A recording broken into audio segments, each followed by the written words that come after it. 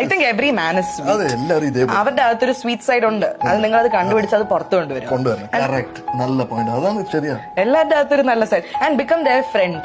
Like നമ്മൾ എപ്പോഴും കല്യാണം കഴിക്കുമ്പോൾ നമുക്കൊരു വിചാരമുണ്ട്, ഓ ഇതെന്റെ ഭർത്താവാണ്. And it's not your property, it's a human being, right? നമുക്ക് കാർ വാങ്ങിക്കാം, TV വാങ്ങിക്കാം, ഫ്രിഡ്ജ് വാങ്ങിക്കാം, AC വാങ്ങിക്കാം, ബട്ട് നമുക്കൊരു മനുഷ്യനെ വാങ്ങാൻ പറ്റില്ല. You are not buying that person. അയാളുടെ പേഴ്സണൽ സ്പേസ് എപ്പോഴും അയാൾക്ക് കൊടുത്തേ പറ്റൂ. അവരുടെ ഡ്രീംസ്, അവരുടെ ആഗ്രഹങ്ങള്. Be a good friend and always appreciate them. And അവർ നല്ലൊരു കാര്യം ചെയ്യുമ്പോ ശരിക്കും ജെന്യൂൻ ആയിട്ട് അവരുടെ കണ്ണ് നോക്കി ഞാനത് ചെയ്യാറുണ്ട്. Even Sreeni does that. Say Sreeni ഇന്ന് ചെയ്തത് താങ്ക് യു സോ മച്ച് എന്ന് പറയാം. താങ്ക് യു എന്ന് പറയണം. അത് ഫോർമാലിറ്റി അല്ല, it's just A genuine gesture.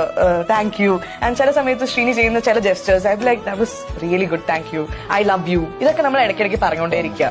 അതായത് ഇപ്പൊ നമ്മളൊരു ചെടി വാങ്ങിച്ചു, അതിന് ഡെയിലി വെള്ളം ഒഴിച്ചില്ലെങ്കിൽ എന്ത് പറ്റും അല്ലെ? ഞാൻ 1 വർഷം ഒഴിച്ചു, ഇനി 2 വർഷത്തേക്ക് ഒഴിക്കണ്ട എന്ന് പറയുന്ന പോലെ ശരിക്കും ഇടയ്ക്കിടയ്ക്ക് വെള്ളം ഒഴിക്കണം. അതേപോലെ നമ്മുടെ റിലേഷൻഷിപ്പിലും കുറച്ച് നമ്മൾ ഇൻവെസ്റ്റ് ചെയ്തുകൊണ്ടേയിരിക്കണം.